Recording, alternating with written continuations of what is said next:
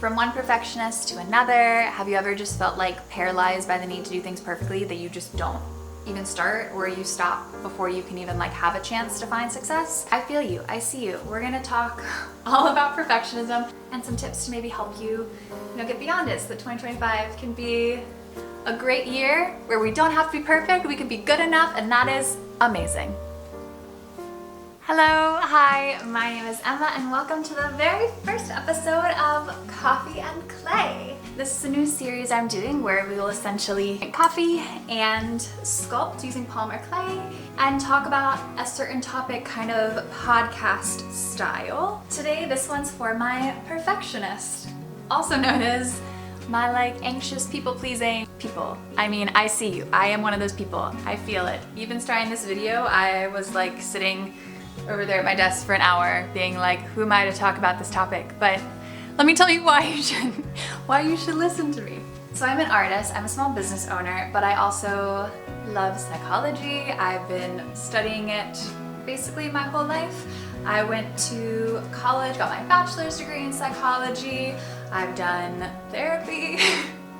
I'm not a mental health professional, but I do love psychology and I study a lot of it. In preparation for this, I also did some research. I got my little nifty iPad here with some notes on it to make sure I get the information correct.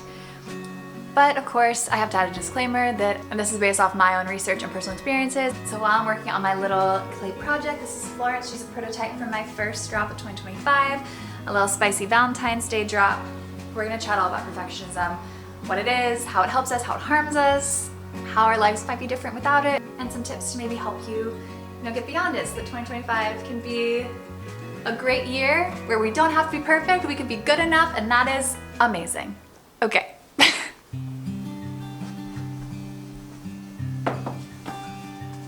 So first off, what is perfectionism? It is a personality trait characterized by striving for flawlessness and setting exceedingly high standards of performance, accompanied by overly critical self-evaluations and beliefs that others expect perfection.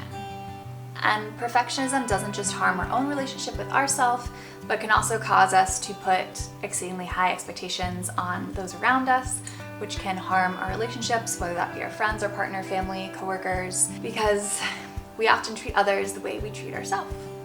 While it's really easy for perfectionism to kind of trick us into thinking that it's there to help us, it's kind of more like an annoying micromanaging boss in your head that's telling you what to do out of control and insecurity, but it's really just like your scared little inner child. Perfectionism can often get in the way in both big and small areas in our life. For example, perfectionism is what stopped me from starting this company for so long and for starting to make videos, and why I still procrastinate on videos. Because perfectionism is also tied into many other kind of traits, like procrastination and people pleasing. And let me read you some things from this book. Side note, I got this book back in my early 20s, so I'm pretty sure the cover art now is very different than this, so if you're going to look for it, or just know it's gotten a little facelift. Welcome to my little reading nook. In here, basically, Brene Brown explains that where perfectionism exists, shame is always lurking. She then goes on to explain that perfectionism is not the same as striving to be your best.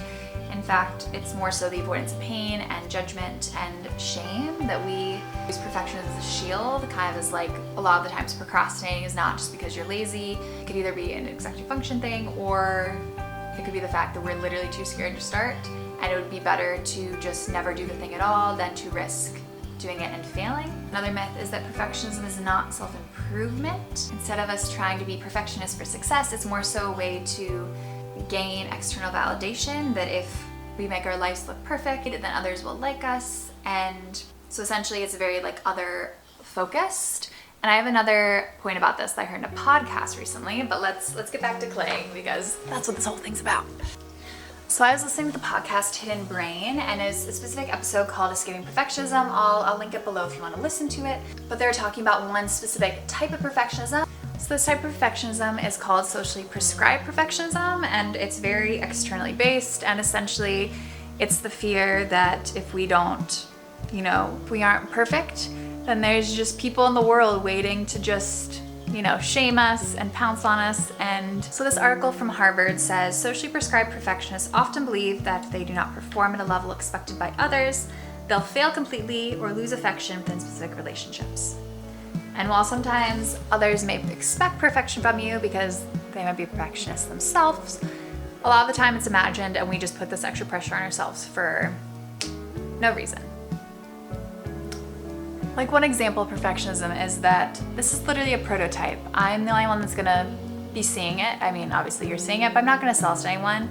But I am getting so, but the fact that there's like dust on it is just getting to me. But I have to remind myself, the dust doesn't matter right now. I'll clean up the final versions, but letting the small things go. And the tricky thing about perfectionism is that it often is like disguised as like our savior. It helps us get where we want.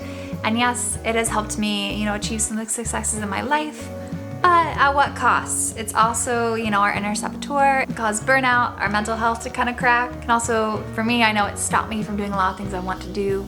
And I'm trying to just do it. 2025 is my year of just doing things, just letting things exist in the world.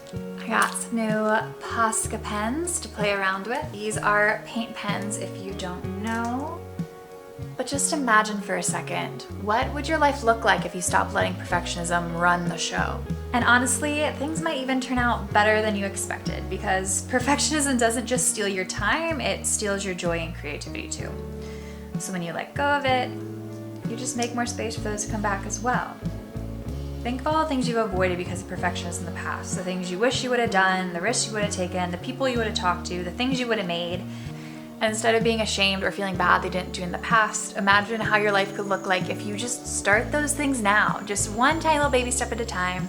What if you start those? A small little clay side note is that normally I use Posca markers after baking, just because I find it easier because you don't have to worry about like dust and everything on the piece. It just can be, I prefer it, but it is totally oven safe. You can put it on before if you want. So I don't know if anyone was curious. So how do we deal with this whole perfectionism thing?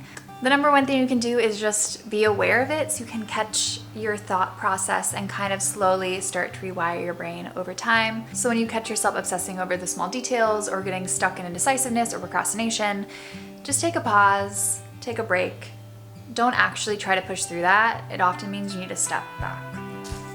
You can also ask yourself, what is the worst thing that could happen? Because most likely, the actual real worst case scenario is not as bad as whatever that abstract terror panic your mind is telling you it is. But another tip you can do right now that is not nearly as much of a mind game is to just set limits for yourself. Use a timer. For example, I have this little timer. And a timer is a way to kind of put in a healthy boundary with yourself so you don't end up spending hours and hours and hours on a project. When the timer goes off, step away, take a break. Don't overwork because most likely it's good enough. You've done a great job already. In addition to that, practice being kind to yourself. Treat yourself like you would treat your friend. You wouldn't tell your bestie their project is trash just because it's not absolutely 100% perfect, right? Also, we all know perfection doesn't exist. I feel like that should have been said before, but I think we all know that. So if you wouldn't do that to your best friend, why would you do that to yourself? It's all about just trying and showing up and being willing to try again and learn, not about getting it perfect, not about the end goal. Lastly, allow space for experimentation.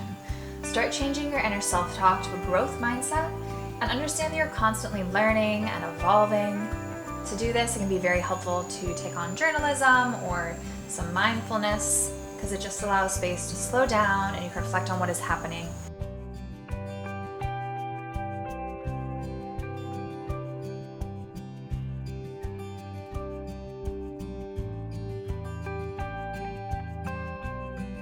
Because with perfectionism too, it can be really, really easy to get lost in the small, tiny details. Or if we look at just, day by day small growth, it's like watching grass grow. But if you step away and you look at the bigger picture and you can reflect on it and journal about it and see how much you've done in the past week, months, years, then it can be really motivational because you can see how the growth naturally just happens over time. And if we look at the bigger picture too, we'll probably realize we have actually succeeded more in our life than we have failed. And a gift of learning to be imperfect is it allows us to take risks. And risks, that's really where all the magic happens. If you never take that first step, if you don't take that leap, you'll never know what's on the other side. For me, my mind will often go to, what if I fail? What if I'm not good enough? What if I'm cringy? What if I embarrass myself? But well, I guess I gotta accept the fact that that could happen and that might be happening, but on the flip side, I could also think, but what if I succeed? What if I learn something new? What if I discover something I didn't even know was possible? What if it leads to happiness? And what if it means I'm much more fulfilled in my life? So that's just an example of how your mindset really matters. And just like that, we are done. My little clay creation. Here's the prototype. It's definitely not perfect. She got some dust on her. The chili peppers are drawn on a little quickly and a little sloppily, but for my very first one, for just my little prototype for myself, I think I'm pretty happy with it. I'm pretty happy with it. When I do the next iteration, I'll definitely make sure all the dust is off of it.